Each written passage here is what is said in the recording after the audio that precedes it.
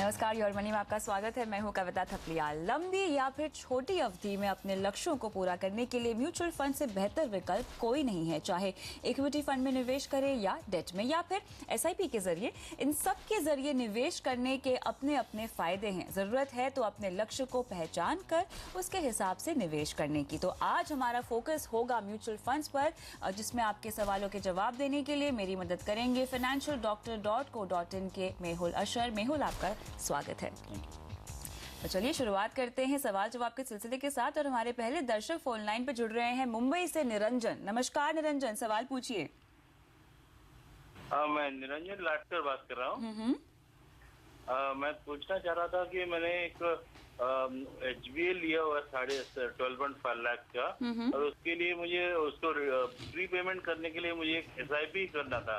ठीक है। और उसके लिए मैं 3000 तक SIP कर सकता हूँ पर मंथ। और मेरा लक्ष्य 10 से 12 साल तक का है। ठीक है। क्योंकि आप बता सकते हैं कौन सा म्यूचुअल फंड चूज करें? जरूर जरूर जरूर। तो मेहुल, 45 साल की इनकी उम्र है और इन्होंने लगभग 12.5 लाख का यहाँ पर लोन लिया हुआ है। तो जाहिर तौर पर जो इनकी इन्वेस्टमेंट स्ट्रैटेजी होनी चाहिए, उससे डेट में तो इन्वेस्ट करके इन्हें ज़्यादा रिटर्न ये नहीं कमा पाएंगे। क्या लगता है आपको कि इक्विटी का जरिया इनको अपनाना चाहिए, इक्विटी म्यूचुअल फंड्स के रास्ते इन्वेस्टमेंट करनी चाहिए? ओके निरंजन जी, पहले तो यहाँ पे आपको दो तरीके से इस बात सोचनी पड़ेगी। एक तो कि आप इस वक्त जब होम लोन के रेट्स ऑलमोस्ट 10% प्लस चल रही है, तो आपको एक्चुअली में इन्वेस्ट करना है, क्योंकि ऐसी बहुत सारी कम एसेट्स है जो लास्ट 5 साल के अंदर जिसने 10% के ऊपर रिटर्न दिया है। ठीक है। और अगर हम ये देखने जाए गोइंग फॉरवर्ड भी कि 11% प्लस अगर कोई रिटर्न चाहिए तो एक ही पॉसिबिलिटी है, दैट इज इक्विटी। लेकिन इक्विटी के साथ साथ काफ़ी अनसर्टेनिटीज आ जाएंगी, तो अगर वो रिस्क लेना चाहते हैं या नहीं, वो सबसे बड़ा एक क्वेश्चन मार्क है।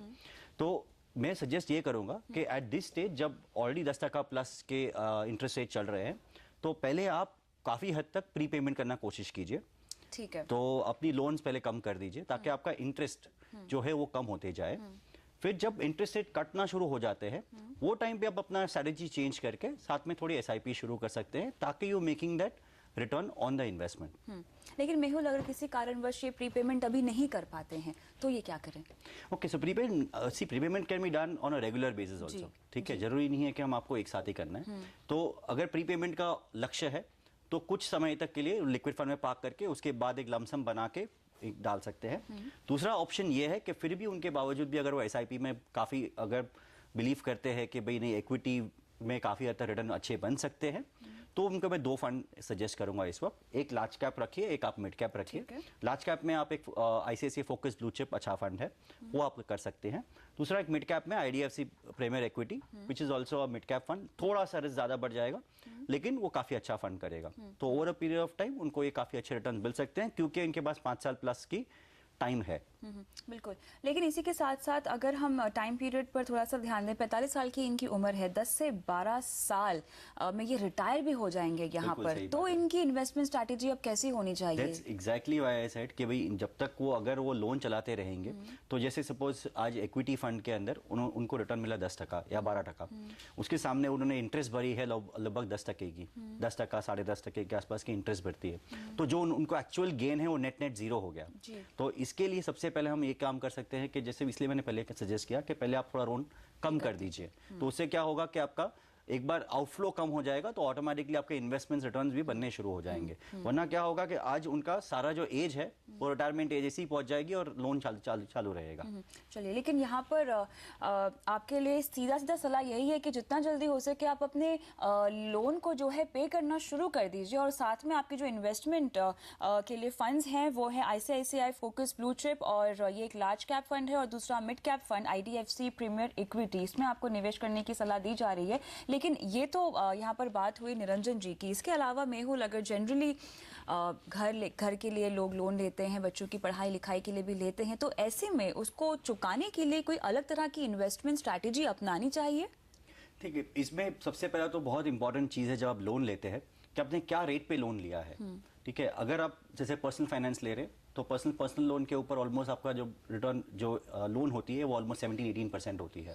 अगर आप स्टूडेंट लोन लेते हैं या स्टडी लोन लेते हैं तो ऑलमोस्ट 14-15% तक हो जाती है। अगर आप home loan which is one of the cheapest, इसका 10-10.5 11 तक उनको मिल जाएगी। तो सबसे पहले तो आपकी स्ट्रैटेजी ये होनी चाहिए कि आप जितना हो सकता है उतना आप लोडिंग होम लोन पे कीजिए rather than taking loading on your other loans. Okay. तो वो सबसे बड़ी इंपॉर्टेंट चीज़ है। दूसरी चीज़ कि जब आपके लोन चल रहा है और आपका हाई इंटरेस्ट है तो आप इन्वेस्टमेंट करके और साथ में वो उसकी भी अनसर्टेनिटीज पाले, वो कोई लॉजिक नहीं बनेगा। क्योंकि आप जब इक्विटी में डाल रहे हो, इक्विटीज पॉसिबिलिटी है कि आपको ज़्यादा रिटर्न दे सकता है, लेकिन रिस्क भी तो लेकिन है। वो नेगेटिव चला गया तो बिल्कुल। तो why stick with uncertainty, first finish your loan, उसके बाद आप इस पे शिफ्ट हो जाइए, फिर इन्वेस्टमेंट करना शुरू कीजिए। फिर एज जैसे आप प्रोग्रेस करते हैं, जब आपको लगता है कि अभी मेरा जो लोन बर्डन है वो कम हो चुका है, फिर आप साथ साथ में इन्वेस्टमेंट करना शुरू कर दीजिए। तो that will be better strategy. तो यहाँ पे थोड़ा सा आपको अपना लोन पोर्टफोलियो मैनेज करने की जरूरत है। आगे बढ़ते हैं, लेते हैं अगला सवाल जो कि हमें ईमेल भेजा है वैभव ने। मेहुल, ये जो है 12,000 रुपये महीना इन्वेस्ट करना चाहते हैं म्यूचुअल फंड्स के जरिए और 5 साल के लिए ये कह रहे हैं कि SIP कर सकते हैं। इनका एक खास तौर से गोल इन्होंने बनाया हुआ है, 12 लाख रुपए इन्हें चाहिए। 5 साल के बाद इन्हें 12 लाख रुपए चाहिए और कुछ फंड्स इन्होंने बताए हैं जो कि एक्चुअली काफ़ी सारे। इनका पोर्टफोलियो आप देखिए, एक तो अच्छी बात यह है कि लार्ज कैप के फंड्स हैं इनके पास, मिड कैप है, साथ ही इन्होंने थोड़ा सा डेट में भी यहाँ पे निवेश किया हुआ है। पहले पोर्टफोलियो को देखकर आपको लगता नहीं, एक तो बहुत सारे फंड्स हैं इनके पास।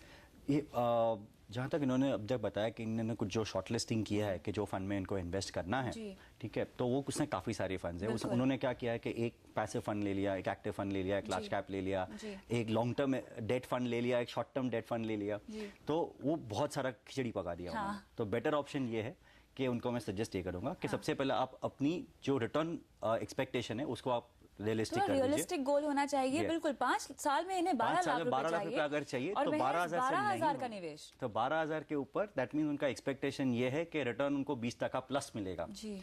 तो वो काफी डिफिकल्ट है, या एटलीस्ट एक्सपेक्टेशन वाइज काफी डिफिकल्ट है। तो बेटर ऑप्शन है कि अगर उनको वो पहुंचना है तो एटलीस्ट पहले इन्वेस्टमेंट अमाउंट जो है वो मे बी 16-17,000 तक आप इंक्रीज कर दीजिए। दूसरा चीज, आप गिन के 4 फंड रखिए। अच्छी बात है कि इन्होंने डाइवर्सिफिकेशन किया। एक आप लार्ज कैप फंड लीजिए जिसमें ICICI फोकस ब्लू चिप जैसे फंड ले सकते हैं। दूसरा, एक आपने एक पैसिव फंड ले लिया, जैसे आप एक HDFC इंडेक्स फंड ले लिया, तो उसमें उनका काफी कॉस्टिंग कम हो जाता है और जो वो रेप्लिका एब्सोल्युटली इंडेक्स को करता है। ठीक है। दूसरा चीज, एक मिड कैप फंड ले लेते हैं, या दैट इज एक IDFC प्रीमियर इक्विटी ले सकते हैं या HDFC मिड कैप अपॉर्चुनिटीज ले सकते हैं। और एक डेट फंड ले लिया ताकि वो स्टेबिलिटी आ जाए पोर्टफोलियो को। तो डेट फंड में एक Reliance regular saving debt fund जो उन्होंने लिया है वो अक्रूवल बेस्ड फंड है, काफी अच्छा फंड है। तो ये आप 4 फंड्स के अंदर 4-4 हज़ार रुपये अगर डिवाइड कर सकते हैं तो आई थिंक मोरलेस आप गोल तक पहुंचने की पॉसिबिलिटी है। लेकिन उसके लिए इनको साथ में डिसिप्लिन भी मेंटेन करना होगा, जो कि बहुत ज्यादा जरूरी है किसी भी गोल को अचीव करने के लिए। तो यहाँ पे आपके लिए सलाह यही है वैभव कि आपको अपनी निवेश की राशि बढ़ानी पड़ेगी। 12,000 से बढ़ाकर इसको 16,000 रुपए कर दीजिए। और यहाँ पे 4 फंड्स के नाम आपको बताए हैं, इनफैक्ट 5 फंड्स के नाम आपको बताए हैं यहाँ पर मेहुल ने जिन्होंने आपको निवेश करना है। 4-4 हज़ार रुपए का निवेश है। आपकी स्क्रीन पे हम बता रहे हैं कि ये तमाम फंड्स में आप अपनी निवेश जो है वो शुरू कर सकते हैं और अपने गोल को अचीव कर सकते हैं। अभी योर मनी में लेंगे एक ब्रेक, लेकिन अगर आप भी हमसे म्यूचुअल फंड, इंश्योरेंस और फाइनेंशियल प्लानिंग से जुड़े सवाल पूछना चाहते हैं तो हमें ईमेल कीजिए mf@moneycontrol.com पर। आप हमें फेसबुक पर भी फॉलो कर सकते हैं। आपको विजिट करना है facebook.com/आवाज़-योर-मनी। सवाल पोस्ट करने के साथ साथ आप अपना कॉन्टैक्ट नंबर ज़रूर डालें और साथ ही फेसबुक पर आप योर मनी के पुराने एपिसोड्स भी देख सकते हैं।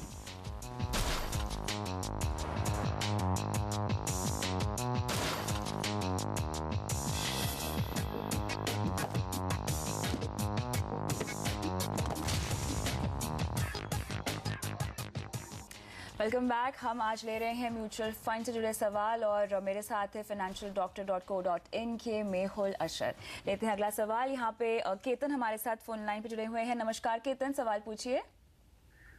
मैम गुड इवनिंग मैम जी। मेरा सवाल ये है ma'am, my monthly income is 23 to 25,000 a month और मैं अप टू 5,000 इन्वेस्ट कर सकता हूँ मैम। ठीक है। और मेरी एक्सपेक्टेशन ये है कि आफ्टर 22 और 25 years I would want around से 60 to 70 lakh amount of rupee. तो इसमें किस तरह से मैं इन्वेस्ट करूँ? मैं ऑलरेडी LIC मैंने एनरोल किया है जो 20,000 पर मंथ में पे करता हूँ और my PPF is around 12 to 15,000 a year.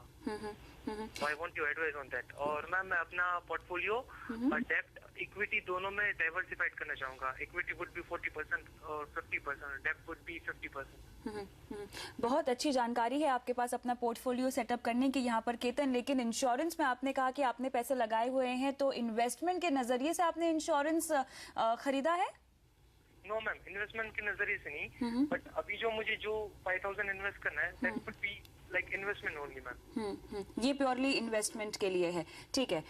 Mehul, जिस तरह की डिटेल्स इन्होंने हमें दी है, इंश्योरेंस में इनका प्रीमियम जाता है 20,000 रुपए, लेकिन यहाँ पर इंश्योरेंस में तो हम जहाँ तक रिटर्न की बात है म्यूचुअल फंड्स के मुकाबले तो यहाँ पे कुछ भी इनको रिटर्न नहीं मिलेगा. जहाँ तक पीपीएफ की बात है, ये 8.5 से ज़्यादा रिटर्न नहीं कमा पाएंगे, और जहाँ तक आरडी की बात है तो वो हमेशा टैक्स एफिशिएंट यहाँ पर नहीं होते हैं.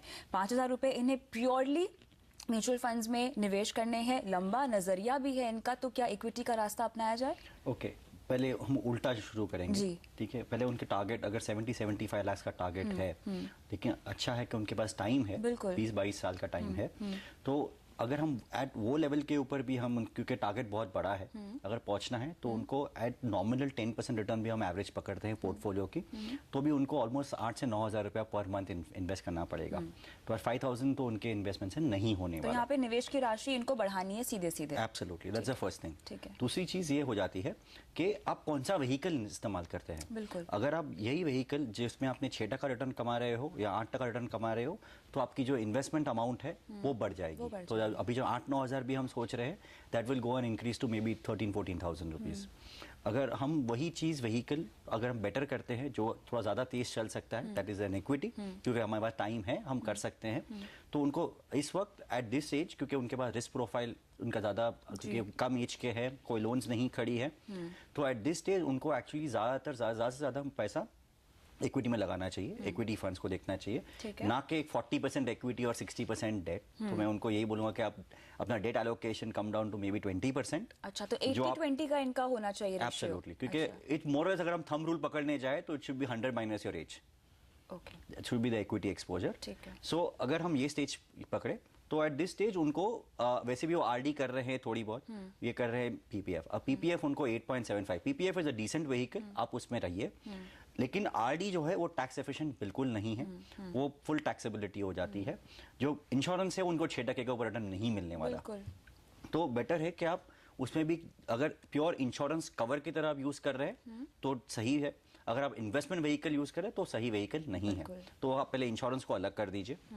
तो ये चीज के लिए आई वुड डेफिनेटली सजेस्ट कि उनको इक्विटी फंड्स ही सिलेक्ट करने चाहिए. आप 2 या 3 फंड्स अच्छे सिलेक्ट करिए. 2 फंड्स एक आप लार्ज कैप में ले लीजिए, 1 या 2 फंड्स आप मिड कैप में ले लीजिए. ठीक है. और अगर उनको थोड़ा सा एडिशनल फ्लेवर देना है तो आप एक गोल्ड का फ्लेवर भी दे सकते हो. ठीक है. ठीक है. तो you can look at funds like HDFC top 200 या आईसीआईसीआई फोकस ब्लू चिप या आईडीएफसी प्रीमियर इक्विटी और एचडीएफसी टॉप मिड कैप. आप ये अच्छे फंड्स हैं जो लॉन्ग टर्म ड्यूरेशन से अच्छे परफॉर्म कर रहे हैं, तो आई थिंक उसको आप रखिए. दूसरा चीज कि अगर वो कोई क्वार्टाइल कोई खराब जा रहा है वो फंड का, तो आप डरिए मत. देखिए कि वो फंड के परफॉर्मेंस बने रहिए. आप रेगुलर एसआईपी करते रहिए. ऑटोमेटिकली आपका जब मार्केट साइकिल टर्न होगी, तो जब तक कोई मेजर चेंजेस फंड में नहीं होते आप उसमें बने रहिए. और क्योंकि आपका जो नजरिया है वो काफी लंबा है, तो ये मार्केट की वॉलेटिलिटी जो भी है उसका असर नहीं पड़ना चाहिए. नहीं पड़ेगा उसको. तो आपके लिए यहाँ पे सीधा सीधा सलाह यही है केतन कि आपको सबसे पहले अपने निवेश की राशि बढ़ानी है. आप 5,000 रुपए की बजाय 8 या 9,000 रुपए कंसिडर कीजिए निवेश करना.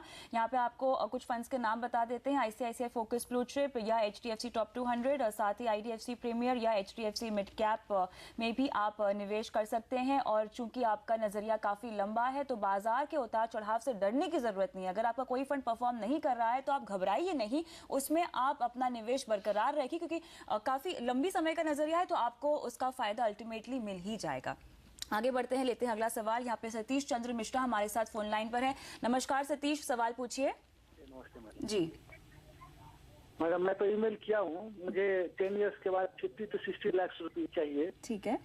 उसके लिए मैं अपना पोर्टफोलियो दिया हूँ और उसमें मैं इन्वेस्ट कर रहा हूँ जनवरी 2013 से. ठीक है, तो यहाँ मैं पे चाहता हूँ कि ये जो पोर्टफोलियो है वो ठीक है कि नहीं, और कुछ चेंज करने की जरूरत है, जरूर। ये सजेस्ट। और मैं यदि 14 ईयर्स तक इसको कंटिन्यू करूँ तो लमसम क्या रिटर्न हमको इससे मिले? 14 साल तक आप ये निवेश जारी रख सकते हैं। हाँ, 14 ईयर्स तक मैं रख सकता हूँ इसको। ठीक है, तो मेहुल 23,000 रुपए ये हर महीना निवेश कर रहे हैं, 14 साल तक निवेश जारी रख सकते हैं। बेटी की शादी के लिए और बच्चे की पढ़ाई के लिए इन्हें 50 से 60 लाख रुपए चाहिए। तो क्या आपको लगता है कि जो गोल है उसके मुताबिक इनकी इन्वेस्टमेंट इन लाइन है फिलहाल? फर्स्ट ऑफ ऑल कॉन्ग्रेचुलेशन बोलूँगा इनको, क्योंकि इनके जो फंड सिलेक्शन है जी। काफ़ी अच्छे है, जी। काफ़ी डाइवर्सिफाइड भी है, ठीक है, और इंक्लूडिंग उन्होंने गोल्ड भी एक रखा है अपने फंड के अंदर। लगता है किसी से कंसल्ट करके उन्होंने पोर्टफोलियो बनाया है। पॉसिबली जी। तो अच्छी बात है वो। हाँ। जो टारगेट ओरिएंटेशन भी है उनका वो काफ़ी रियलिस्टिक है।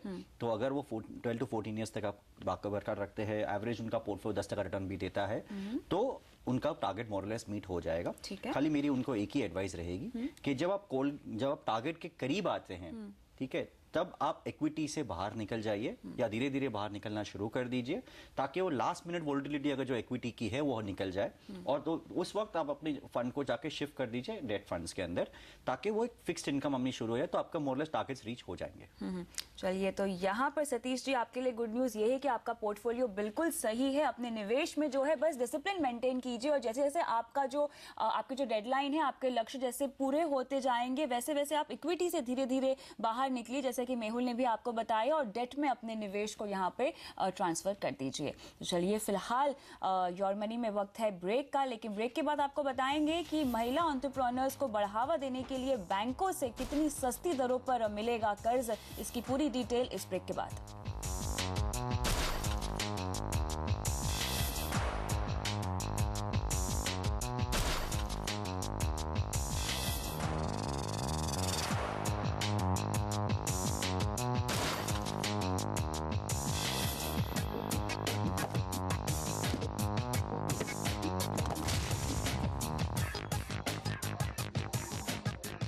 प्योर मनी में आपका फिर से स्वागत है, और आज हमारे मेहमान हैं financialdoctor.co.in के मेहुल अशर। अब बढ़ते हैं काम की खबर की ओर। देश में महिला एंटरप्रेन्योर्स को बढ़ावा देने के लिए रिजर्व बैंक ऑफ इंडिया ने अहम कदम उठाया है। आरबीआई ने सरकारी बैंकों को 7% की दर पर कर्ज देने के लिए यहाँ पर कहा है। वहीं समय पर लोन का रीपेमेंट करने पर अतिरिक्त 3% की छूट भी मिलेगी। इस नए आदेश के तहत 1 दिसंबर के बाद महिलाओं द्वारा 3 लाख रुपए तक के या फिर इससे ज्यादा के लोन लेने पर बैंक मात्र 7% की दर से चार्ज करेंगे। तो क्या मायने निकाले जाएं इस खबर के, आपके लिए जानते हैं मेहुल से। तो मेहुल, यहाँ पर साफ तौर से विमेन एंटरप्रेन्योरशिप को बढ़ावा देने के लिए ये कदम उठाया गया है। एंड यूजर्स की अगर हम बात करें तो कैसे ये फायदा उन्हें पहुंच पाएगा? एंड यूजर मतलब जो वुमेन एंटरप्रेन्योर्स हैं। अभी इसमें एक्चुअली काफ़ी हद तक क्लैरिफिकेशन आने बाकी है, लेकिन जो समझ में आ रहा है अभी इस वक्त कि ये डायरेक्टली वुमेन एंटरप्रेन्योर्स को डायरेक्ट लोन नहीं जा रही है। अच्छा। इट इज़ वो सेल्फ हेल्प ग्रुप को जा रही है। जैसे अब काफ़ी सारी ग्रुप्स है जो इन रूरल साइड या रूरल डिस्ट्रिक्ट के अंदर या 150 डिस्ट्रिक्ट जो उन्होंने अभी तक ईयर मार्किंग की है, तो उनका मेन रीज़न ये है कि उनको एक लाइवलीहुड बढ़ानी है, दूसरा पॉवर्टी जो है वो कम करनी है। सो वो सेल्फ हेल्प ग्रुप जो है वो जो लोन लेती है बैंक से, जो ऑर्गेनाइज इंस्टीट्यूशन है, तो वो इंस्टीट्यूशन क्योंकि एक नॉर्मल महिला जो छोटा मोटा काम कर रही है, छोटे मोटे बिजनेसेस कर रही है, उनको वो पॉसिबल नहीं है वो जाकर लोन लेना, क्योंकि banks will obviously go for documentation और सब कुछ करेंगे। तो ये चीज़ जो सेल्फ हेल्प ग्रुप करती है, वो सेल्फ हेल्प ग्रुप को एक सब्सिडी सबवेंशन मिल रहा है। तो ये खाली ऑथोराइज्ड है खाली पीएसयू बैंक्स को या रूरल रीजनल बैंक जो है उनको ऑथोराइज्ड है। और इनमें सिचुएशन ऐसी हो जाएगी कि जो वेटेड एवरेज इंटरेस्ट रेट का है वहां से लेके 7% तक जो डिफरेंस गैप है दैट विल बी सबवेंटेड। ठीक है, the remainder part with the maximum of 5.5%। तो अगर 14% इंटरेस्ट है तो खाली 5.5% तक ही ये होगा। तो इस तरह से एग्जैक्ट क्लैरिफिकेशन जब भी वो फर्दर डिटेल्स आएंगी तो पता चल जाएगा। लेकिन जैसे कि एसजीएफ नॉर्मली जो सेल्फ हेल्प ग्रुप्स होते हैं उनकी जो ब्याज दरें हैं वो 11.5 से 14% तक है। अभी कट के सीधा 7% इन्हें कहा गया है मुहैया कराने के लिए। तो आपको लगता है कि एंड यूजर को इतनी सस्ती दरों पर जो है लोन मिलेगा अब? दैट्स एक्चुअली जो कॉज है वो काफ़ी नोबल है। बिल्कुल। ठीक है। सो इस वक्त हम देखने जाए तो कोई भी आज छोटा बिजनेस चला रहा है जिसकी ब्याज दर जैसे आपने बोला कि 11 से 14% है, 11 से 14% की इंटरेस्ट पे आप पैसा लेके आप बिजनेस नहीं चला सकते हो। बिल्कुल बिल्कुल। तो इसके लिए ये जो 7% का जो सबवेंशन है वो काफ़ी फायदेमंद हो सकता है। इंटेंट बहुत अच्छा है अगर इसको सही तरह से डिस्ट्रीब्यूशन किया गया तो अभी इम्प्लीमेंटेशन कैसे होने वाला है वो आगे देखने मालूम पड़ेगा। लेकिन ऑन रफ पेपर पे इतना पता है कि जो PSU बैंक है उनको हाफ ईयरली उनको 1 दिसंबर से जितनी लोन डिसबर्स करेंगे और ये SGH को वो सारी की सारी हैज टू बी एट 7%। जो डिफरेंशियल है वो सबवेंशन RBI के थ्रू आ जाएगा और उनको वो क्लेम जो है वो एवरी 6 मंथली करना है। ठीक। और द पॉजिटिव साइड एक और भी है, जैसे अगर किसी जो लोन्स 1 अप्रैल 2013 से लेके अभी तक नवंबर तक अगर वो भी दी गई है तो उनको भी वो शिफ्ट कर सकते हैं, तो वो भी शिफ्ट हो जाएगी 7% पर। क्या इसमें कुछ लोन रीपेमेंट के बारे में भी कहा गया है? एब्सोल्युटली। अगर वो प्रॉम्प्ट रीपेमेंट जो बोलते हैं तो क्विकली अगर जो टाइमली रीपेमेंट आ गया या प्री पेमेंट हो गया तो दे आर गेटिंग द और फर्दर सब्सिडी हो जाएगी, दैट इज एट 3%। तो अच्छा। यस, सो 3% और एडिशनल मिलेगा, तो मतलब बेसिकली आपकी लोन जो कॉस्ट है वो 4% हो जाएगी। 4% हो जाएगी। यस।